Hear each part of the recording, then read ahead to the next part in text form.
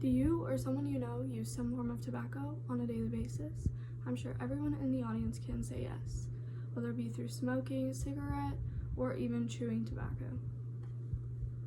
Many believe that tobacco use is not as harmful as it is made out to be because the effects do not happen right away, but this way of thinking is wrong. According to the Centers for Disease Control and Prevention, or the CDC, tobacco use is the #1 cause for preventable disease and death in the United States. It's crazy to think that out of all the ways to die in the US, that tobacco use is #1, and yet it is still so widely used. Tobacco can be very harmful to the body and even lead to death. First, I will explain what tobacco is and why it is used. I then will explain the harmful effects it can have on the body. And lastly, I will explain how secondhand smoke can harm non-smokers.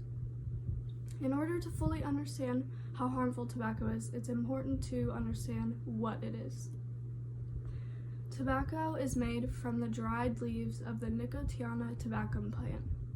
These leaves contain many alkaloids, one of them being nicotine. Nicotine is a substance that is very addictive and provides pleasurable effects, and it acts as a stimulant. When tobacco is smoked through cigarettes or any other form of smoking, it is absorbed through the small air sacs in the lungs called alveoli. When it is chewed, it is absorbed through the mucous membranes in the mouth. When nicotine is absorbed, it enters the bloodstream and travels through the body to the brain. Nicotine can alter brain function, and because it is so highly addictive, users must use it every day to maintain normal brain function and avoid withdrawal symptoms. Now that we've covered exactly what tobacco is and why it is used, we can now move on to why tobacco is so harmful on the body. Tobacco use leads to many diseases and disabilities and essentially harms every organ in the body. It can cause cancer, heart disease, stroke, and even lung disease. According to the CDC, tobacco used through cigarette smoking can cause many kinds of cancer, the most prominent being lung cancer. It can also cause mouth and throat cancer as well as stomach cancer. The use of tobacco can also lead to the development of heart disease, as well as increasing the risk of stroke. Tobacco and nicotine, when they enter the body, they increase the amount of triglycerides, or fat in the blood, which can cause blood to become more sticky and lead to blood clots. The use of tobacco can also lead to the development of many lung diseases, the most common being chronic obstructive pulmonary disorder, or COPD, which is developed from smoking the tobacco, which damages the airways and the lungs. It can also worsen asthma.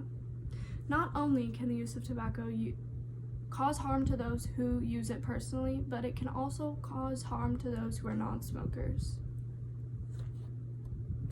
Secondhand smoke, also known as involuntary smoking, is when those who are bystanders inhale the smoke from tobacco.